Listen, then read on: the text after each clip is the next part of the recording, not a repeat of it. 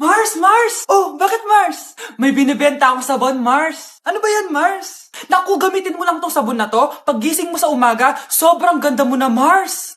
Wow talaga, Mars! Magkano ba yan? Ay, libre na lang to sa'yo, Mars, kasi gusto kitang gumanda. Thank you, Mars! Sa wakas, gaganda na ako. Hay, matutulog na ako. Bukas sobrang ganda ko na. The next morning. Kati? Maganda na ba ako? Maganda na ba ako? Mare! Few moments later. Mare, tingnan mo anong nangyari sa mukha ko! Oh my, anong nangyari sa'yo, Mars? Hindi pwede to! Iiwan ako ng asawa ko! Huwag ka magkalala, Mars. Meron ako solusyon dyan. Charan! Talaga, Mars? Nasaan na? Ops, dito libre, Mars. Ha? Magkano ba yan? 10K lang. 10,000!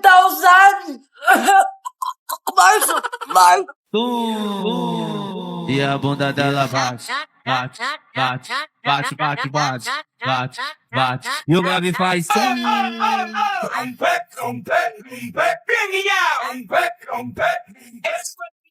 O grave faz tum e a bunda dela bate, bate, bate, bate, bate, bate, bate, bate. E o grave faz tum e a bunda dela bate. Hala, iba na section ko.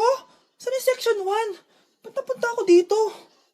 Ito na ba yung section 1? Good afternoon, everyone, especially to all of the panelists, advisors, and especially to our co-researchers who attend this virtual conversation. So, good afternoon, everyone. Namamatay ng dahil sa iyo, ma'am.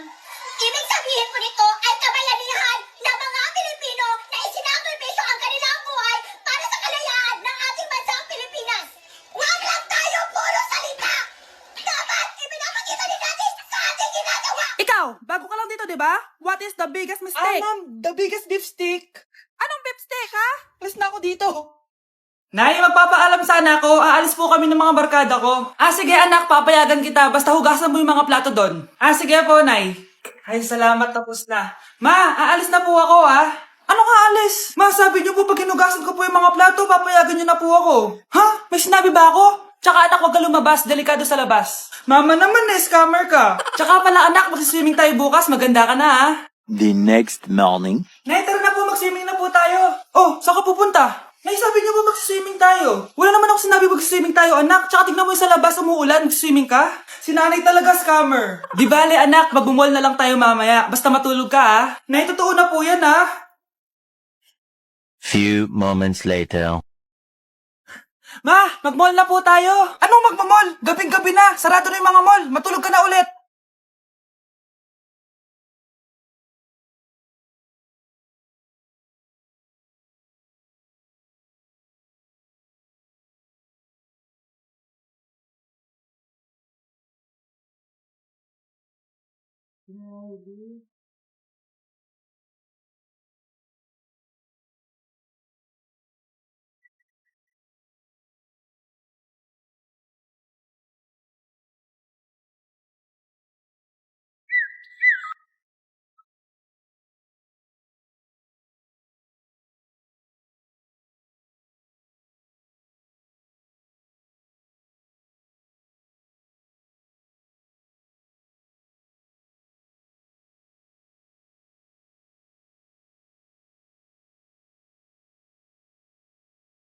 Ikinalulungkot ko pero hindi na siya makakita.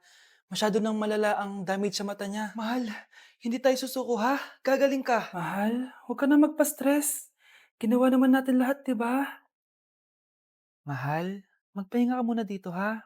Maluto lang ako ng pagkain. Hi, Ramon. Rosa, bakit nandito ka? Balita ko, wala nang pag-asang makakita yung asawa mo. Ibig sabihin, magagawa na natin lahat ng gusto natin. Shh! Huwag kang maingay. Masisira plano natin. Sinasabi ko na nga ba, may pinaplano kay ni Rosa. Mahal, kain ka na nito paborito mo. At talagang hinahayaan mo lang dito si Rosa, ha?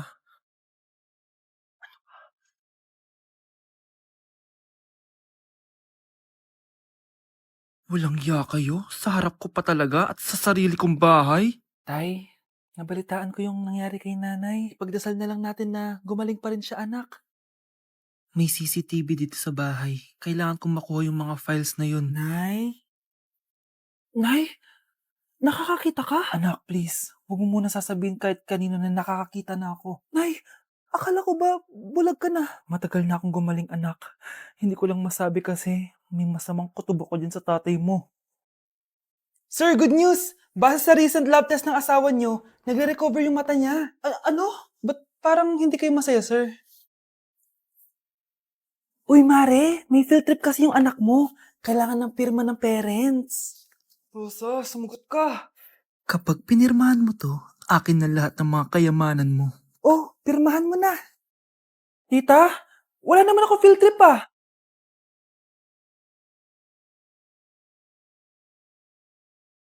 O grave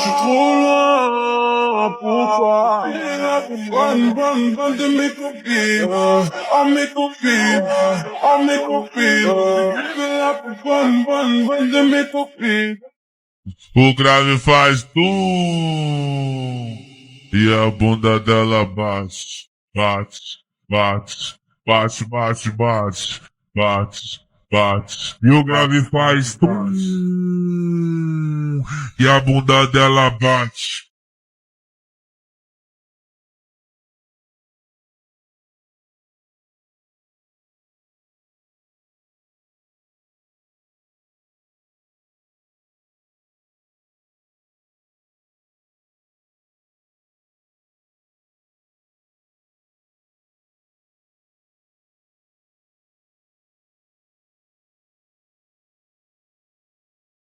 I wouldn't change a thing, so glad you're back again. I'll never forget you. They said we never make it, my sweet joy. Always remember me. Anak? Yes po, Nay. Halika na dito, kakain na tayo. Sige po, Nay. Oh, eto anak, kumain ka na. Oh, anak, napapano ka? Nay, parang nangihina po ako. Anak, gumising ka! Tulong! Few moments later. Dok, kamusta na po anak ko? Ikinalulungkot ko, malala na ang sakit niya. Malapit na siyang mamatay. Hindi pwede mamatay anak ko! Nay, anak, kumapit ka lang, magkakajowa ka pa. Nay, mamamatay na akong single. Anak, saan masakit? Sa puso, Nay, dahil di niya pa ako nare-replyan. Tita, kamusta na po siya? Nag-alala po ako sa kanya. Malala na ang sakit niya sa utak. Esther, malala na ang sakit niya. Talaga po, tita? Yayayain ko pa naman sana siya mag-date. Ha? Sino may sakit? Walang may sakit dito. Okay ka na? Okay na, kasi nandiyan ka na. Tara, date na tayo. Lalambingin kita alaga, Nay, hinuhuli ako ng mga tao sa labas. Ha? Bakit ka nila hinuhuli? Di ko po alam, Nay. Yung totoo, anong ginawa mo? May nasagasaan po ako, Nay. Ay, Diyos kong bata ka. Sige, magtago ka na. Sige po, Nay. A few moments later. Tao po. Ano po yon? May nasagasaan kasi anak mo. Nandito ba siya? Grabe naman. Kaso, wala siya dito eh. Para sigurado, pwede ba ako pumasok dyan? Sige. Sakit ang tiyan ko. O, di ba? Wala siya dito. Mukhang wala nga dito. Sige, alis na ako. Ano yun? Nandiyan ka lang pala, Huli na kita! Teka lang. Ano ba nasagasaan niya? Nakasagasa siya ng langgam. Langgam? Seryoso ka ba? Bakit? May buhay din sila. May pamilyang naghihintay sa kanila. Oo, sige, huli niyo na yan. Total, puro kain at tulog lang naman ginagawa niya dito. Anak, maghanda ka na. Pupunta tayo sa reunion, ha? Sige po, Nay. O, anak, ito suotin mo, ha? Ang baduy naman yan, Nay, pang matanda. Anong pang matanda? Suotin mo yan. Sige po, Nay. 1 hour later. Anak, huwag mo kalimutan mag-bless sa mga kamag-anak natin, ha? Sige na, mag-bless ka na doon. Sige po, Nay. Ang dami-dami naman nila. Bless po, tita. Bless po, tito. Lolo, bless po. Few moments later. Nay, nag-bless na po ako. Pwede na po akong kumain? Oh, kakain ka na agad. Meron pa doon. Mag-bless ka pa doon. Si mama naman eh. Bless po. Bless po. Bless po. Uy, parang tumataba ka ah. Parang sumasama po ugali nyo ah. Ma, pwede na po akong kumain. Kakain ka na agad. Meron pa doon. Mag-bless ka pa doon. Gutom na ako. Bless po. Bless po. Kakain na ako. Ma, kakain na ako ah. Anong kakain? Tapos na yung reunion. Uuwi na tayo. Tara na.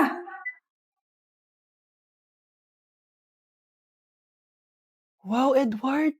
Ang ganda naman ng bahay mo. Simula ngayon, Scarlett. Dito ka natitira, ha? Masanay ka na. Matanong ko lang, bakit pala gusto mo akong panagutan? Eh, di ba, iniwan mo na ako? Scarlett, hindi naman talaga kita iniwan. Alam mong, kinailangan ko lang sumama ng matagal sa ibang bansa. Kasama yung mga magulang ko. Ang importante, nandito na ako, Scarlett. Bubuo na tayo ng pamilya. Ang sarap naman pakinggan nun.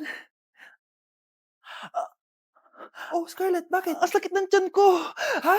Teka lang, tatawag ako ng nurse, ha? Diyan ka lang. Edward. Buti na lang dumating ka, tita. Ako, Edward, salamat sa pera, ha? Makakasiguro kang kay Scarlett Lato mapupunta. Bakit nandito yung babaeng yan, ha? Paalisin niyo yan! Ha? Anong nangyayari? Scarlett? Anak, di mo ba kilala? Nanay mo ko.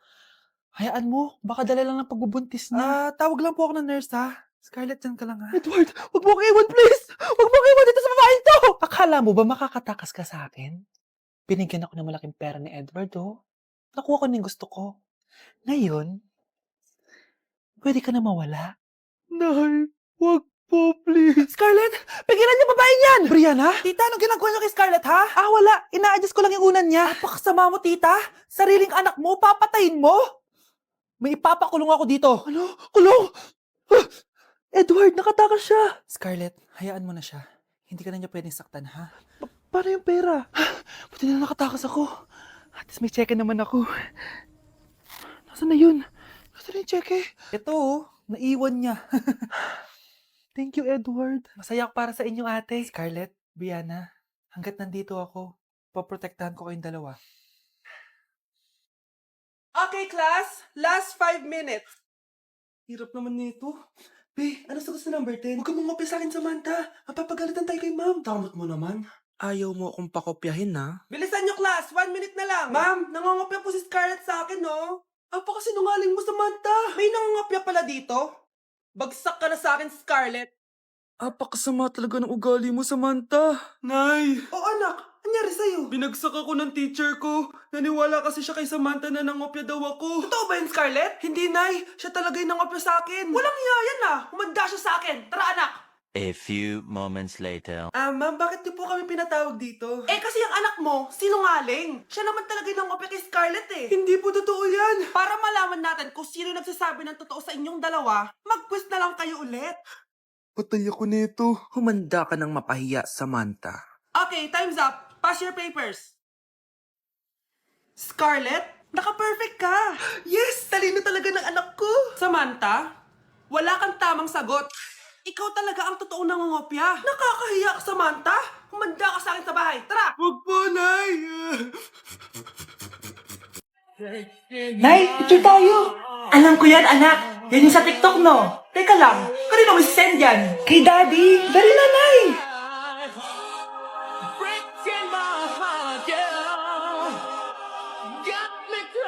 1, 2, 3. Nay, di mo naman kailangan magganyan. Siyempre sa daddy mo yan eh. Oh, nandito na pala daddy mo. Hi, mahal. Hi, anak. Hi, mahal. Nareceive mo ba yung picture namin na anak mo? Ang ganda ko doon, di ba? Anong picture? Wala ko natanggap, mahal. Wala ka natanggap? Anak, akala ko isisend mo sa daddy mo yung picture natin. Hindi naman kay daddy, Nay. Ha? Sinong daddy sinendan mo? Sa sugar daddy ko.